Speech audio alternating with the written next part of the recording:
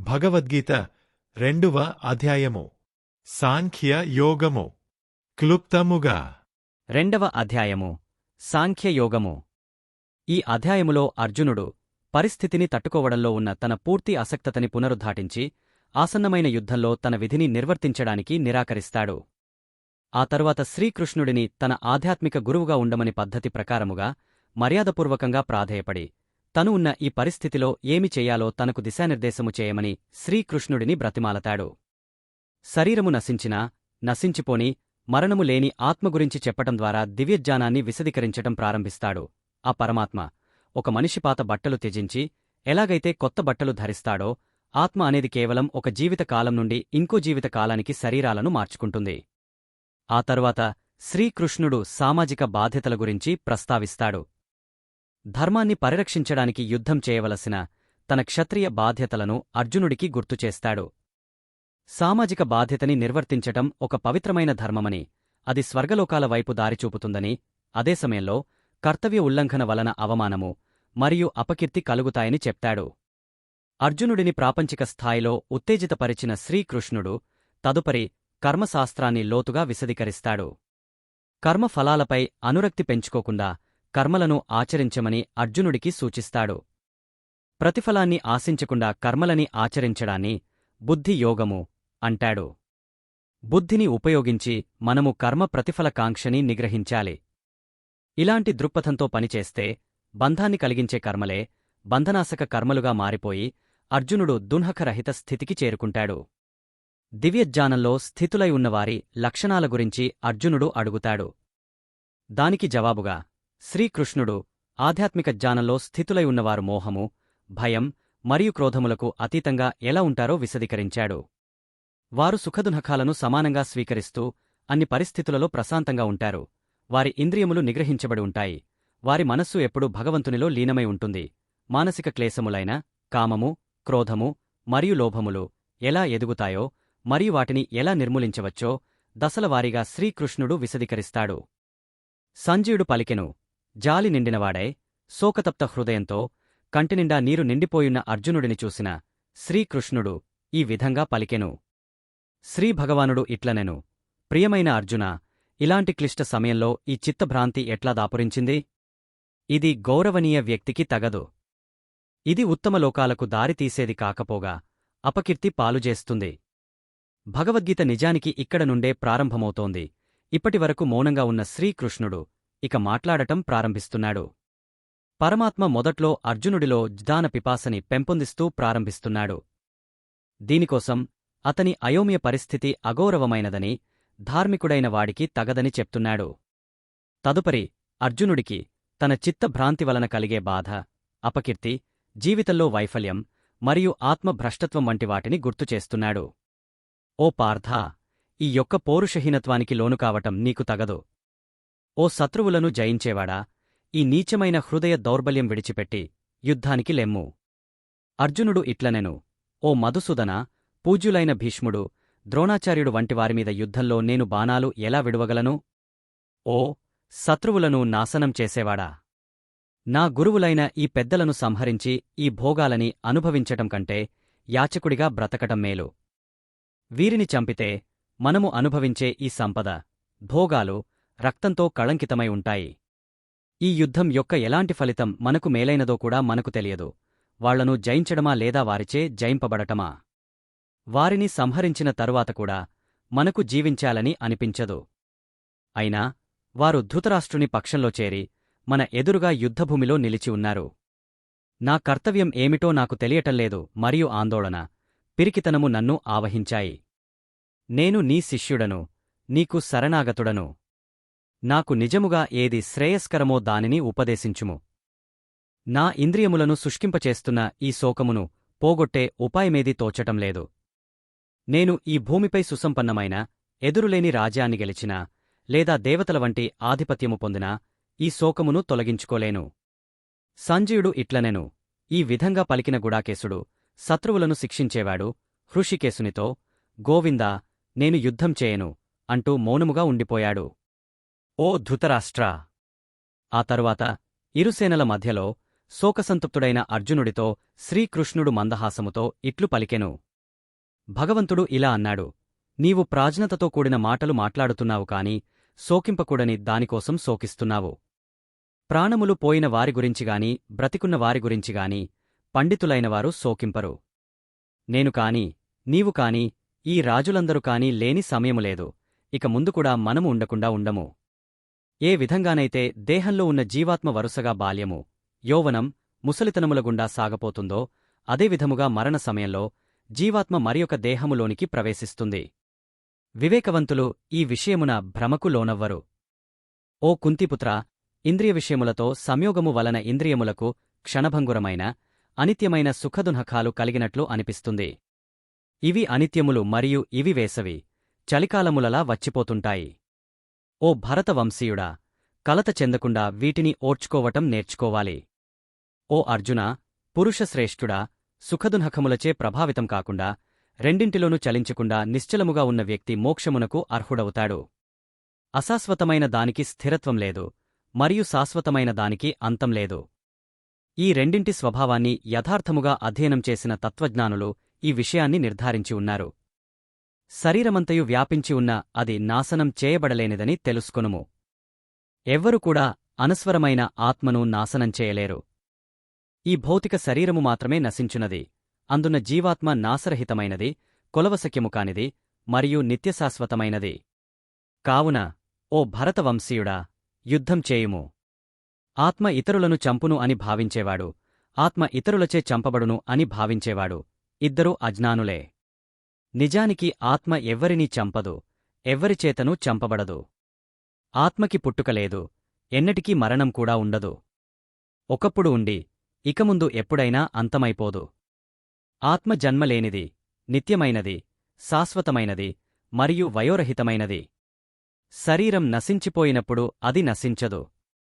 ఓ పార్థ, ఆత్మ అనేది నాశనం చేయబడలేదు, నిత్యమైనది, పుట్టుకలేనిది, ఎన్నటికీ మార్పు చెందనిది అని తెలిసిన వ్యక్తి ఎవరినైనా ఎట్లా చంపును? ఎవరినైనా చంపడానికి కారణం ఎట్లా అవ్వగలడు? ఎలాగైతే మానవుడు జీర్ణమైపోయిన పాత బట్టలను త్యజించి కొత్త బట్టలను ధరించునో అదే విధముగా మరణ సమయములో జీవాత్మ పాత శరీరమును వీడి కొత్త శరీరమును స్వీకరించును. ఈ ఆత్మను ఆయుధములు ఛేదింపలేవు, అగ్ని కాల్చలేదు, నీరు తడపలేదు, గాలి ఎండిపోవునట్లు చేయలేదు. ఆత్మ విచ్ఛిన్నం చేయలేనిది మరియు దహింపశక్యం కానిది, దానిని తడుపుటకును మరియు ఎండించుటకును సాధ్యం కాదు. అది నిత్యము, అంతటా ఉండేది, మార్పులేనిది, పరివర్తనలేనిది మరియు సనాతనమైనది. ఆత్మ అనేది అవ్యక్తమైనది, కనిపించనిది, ఊహాతీతమైనది మరియు మార్పులేనిది. ఇది తెలుసుకొని నీవు శరీరం కోసము శోకించవలదు. కాని ఒకవేళ నీవు ఆత్మ పదే పదే జనన మరణములకు లోనగుతుంది అని అనుకున్నా సరే, ఓ మహాబాహువులు కలవాడా, ఇలా శోకించుట తగదు. పుట్టినవానికి మరణం తప్పదు, మరియు మరణించినవానికి మరల పుట్టుక తప్పదు. కాబట్టి ఈ అనివార్యమైన దానికోసం నీవు శోకించవద్దు. ఓ భరతవంశీయుడా, సృష్టింపబడిన ప్రాణులన్నీ పుట్టుకముందు అవ్యక్తములు, జీవితకాలంలో వ్యక్తములు, మరల మరణించిన పిదప అవ్యక్తములు.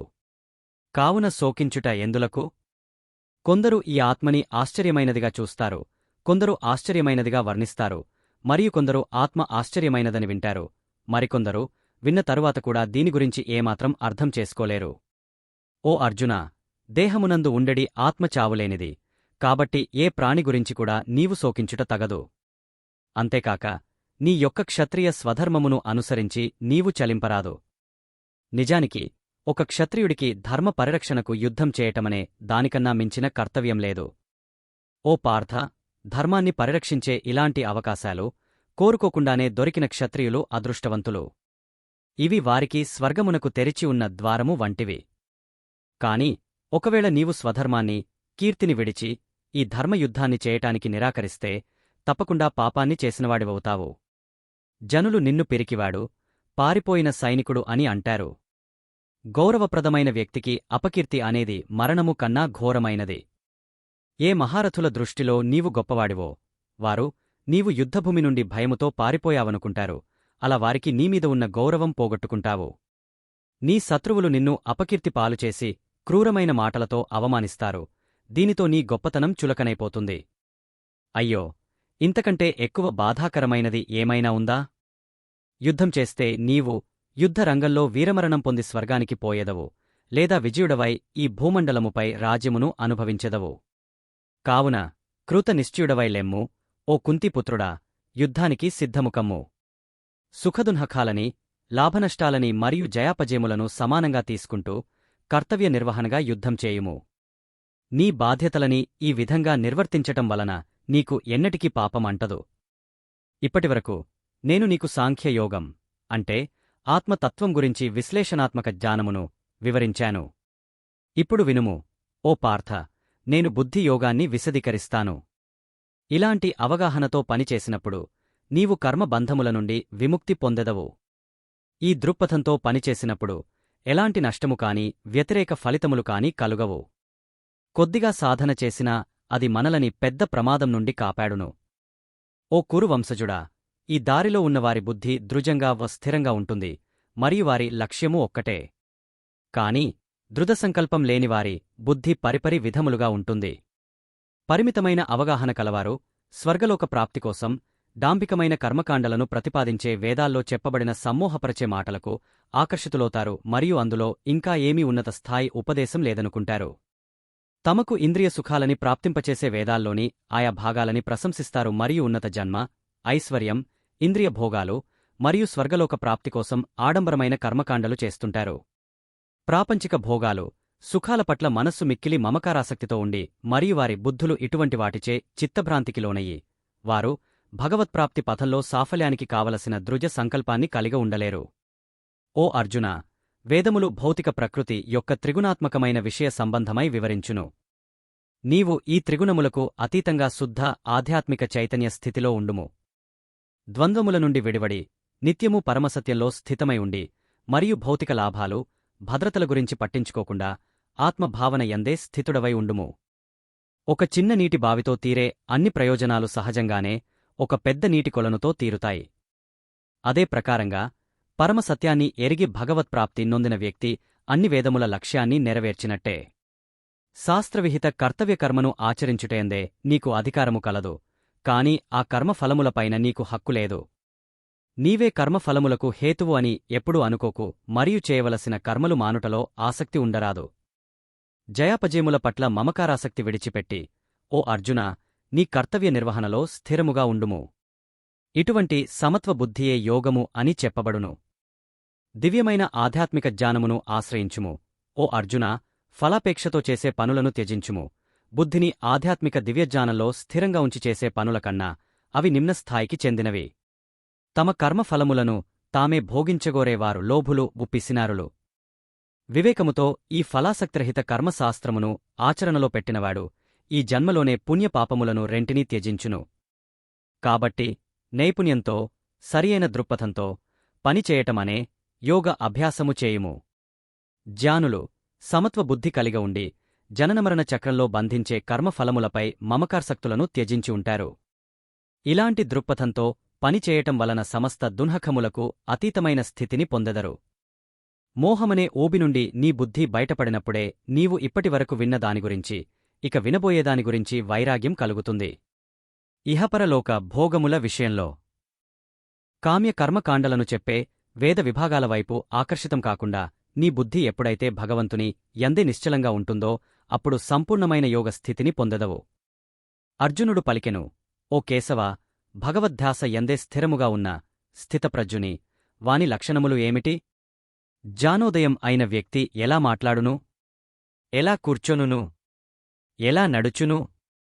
భగవానుడు పలికెను, ఓ పార్థ, మనస్సుని వేధించే అన్ని స్వార్థ ప్రయోజనాలను, ఇంద్రియవాంఛలను త్యజించి ఆత్మజ్ఞానంలో సంతుష్టుడైనప్పుడు ఆ వ్యక్తిని స్థితప్రజ్ఞుడు అంటారు. దున్హకముల నడుమ కలత చెందని వ్యక్తి, సుఖముల కోసం ప్రాకులాడని వ్యక్తి, మమకారము, భయము మరియు క్రోధము విడిచిన వ్యక్తిని స్థితప్రజ్ఞుడైన ముని అని అంటారు. ఎవరైతే అన్ని పరిస్థితులలో మమకారం ఆసక్తి లేకుండా ఉంటాడో, సౌభాగ్యానికి హర్షమునొందకుండా మరియు కష్టాలకు కృంగపోకుండా ఉంటాడో అతను పరిపూర్ణ జ్ఞానంతో ఉన్న ముని. తాబేలు దాని అంగములను తన పైచిప్పలోనికి ఉపసంహరించుకున్నట్టుగా ఇంద్రియములను వాటి విషయార్థముల నుండి వెనుకకు మరల్చగలిగినవాడు దివ్యమైన ఆధ్యాత్మిక జ్ఞానంలో స్థిరచిత్తుడగును. సాధకులు తమ ఇంద్రియములను వాటి భోగవస్తు విషయముల నుండి నియంత్రించినా కాని ఇంద్రియ విషయములమీద రుచి ఉండిపోతుంది. కాని భగవత్ప్రాప్తి నొందిన వారికి ఆ రుచి కూడా అంతమగును. ఇంద్రియములు ఎంత ప్రబలమైనవి, అల్లకల్లోలమైనవి అంటే, ఓ కుంతిపుత్రుడా, వివేకము కలిగి స్వీయనియంత్రణ పాటించే సాధకుని మనస్సుని కూడా బలవంతంగా లాక్కొనిపోగలవు. ఎవరైతే తమ ఇంద్రియములను వశమునందు ఉంచుకొని మనస్సుని నాయందే ఎల్లప్పుడూ లగ్నం చేయుదురో వారు సంపూర్ణ జ్ఞానంలో స్థితులై ఉన్నట్టు. ఇంద్రియ విషయములమీద చింతన చేయటం వలన వాటిమీద మమకారాసక్తి పెరుగుతుంది. ఈ ఆసక్తి కోరికలను కలుగచేస్తుంది, మరియు కోరికల నుండి క్రోధం ఉత్పన్నమవుతుంది. కోపం అనేది విచక్షణారాహిత్యానికి దారితీస్తుంది. అది స్మృతి, జ్ఞాపకశక్తి, భ్రమని కలుగచేస్తుంది. స్మృతిభ్రమ కలిగినప్పుడు బుద్ధి నశిస్తుంది. బుద్ధి నశించినప్పుడు మనుష్యుడు పతనమవుతాడు. ఇంద్రియ వస్తువిషయములను వాడేటప్పుడు కూడా మనస్సుని నియంత్రించినవాడే, మమకారద్వేష రహితంగా ఉన్నవాడు భగవంతుని కృపకు పాత్రుడగును. భగవత్కృప ద్వారా అన్ని దున్హకాలు తొలగిపోయే పరమశాంతి లభిస్తుంది, మరియు అలా ప్రసన్న చిత్తంతో ఉన్న వ్యక్తి యొక్క బుద్ధి శీఘ్రముగానే భగవంతునియందు స్థిరముగా నిలుస్తుంది. కాని మనస్సుంద్రియములను నియంత్రించని క్రమశిక్షణ లేని వ్యక్తికి స్థిరమైన బుద్ధి కాని నిలకడైన భగవద్ధ్యాస కాని ఉండవు. ఎవరైతే మనస్సుతో భగవంతుని యందు ఎన్నడూ ఐక్యమవడో వానికి శాంతి ఉండదు, మరియు మనశ్శాంతి లోపించినవాడు సంతోషంగా ఎలా ఉండగలడు? ఎలాగైతే బలమైన వీచేగాలి నీటిలో నావను దాని దిశ నుండి పక్కకు నెట్టివేస్తుందో, ఏ ఒక్క ఇంద్రియము పైనగాని మనస్సు కేంద్రీకృతమైనచో అది బుద్ధిని హరించివేస్తుంది. కాబట్టి ఓ అర్జునా, శక్తివంతమైన బాహువులు కలవాడా, ఇంద్రియములను ఇంద్రియ విషయముల నుండి పూర్తిగా నిగ్రహించిన వ్యక్తి ఆధ్యాత్మిక జ్ఞానంలో స్థిరముగా ఉండును. అన్ని ప్రాణులు దేనైతే పగలు అనుకుంటాయో అది పండితునికి అజ్ఞానపు రాత్రి, మరియు అన్ని ప్రాణులకు ఏది రాత్రియో అది అంతర్ముఖులైన జ్ఞానులకు పగలు. ఎన్నో నదులు తనలో నిత్యం కలుస్తున్నా, ఎలాగైతే సముద్రం నిశ్చలంగా ప్రశాంతంగా ఉంటుందో, అదేవిధంగా ఎన్నో వాంఛనీయ వస్తువులు తన చుట్టూ వస్తూనే ఉన్నా చలించని యోగ శాంతిని పొందుతాడు. కోరికలను సంతృప్తిపర్చుకోవటానికే కృషి చేసే వ్యక్తి ఇది పొందడు. ఎవరైతే అన్ని ప్రాపంచిక కోరికలను త్యజించి మరియు అత్యాశ లేకుండా, నేను జ్ఞాది అన్న భావన లేకుండా మరియు అహంకార రహితముగా ఉంటాడో, అలాంటివానికి పరిపూర్ణమైన ప్రశాంతత లభిస్తుంది. ఓ పార్థ, జ్ఞానోదయం కలిగిన జీవాత్మస్థితి ఎలా ఉంటుందంటే, ఒకసారి జ్ఞానోదయం కలిగిన తరువాత ఇక మళ్లీ అది మాయలో పడదు. మరణ సమయంలో కూడా ఈ వివేకంతో స్థిరంగా ఉన్న ఇటువంటి వ్యక్తి జనన మరణ చక్రం నుండి విముక్తి పొంది ఆ భగవంతుని దివ్యధామానికి చేరుకుంటాడు.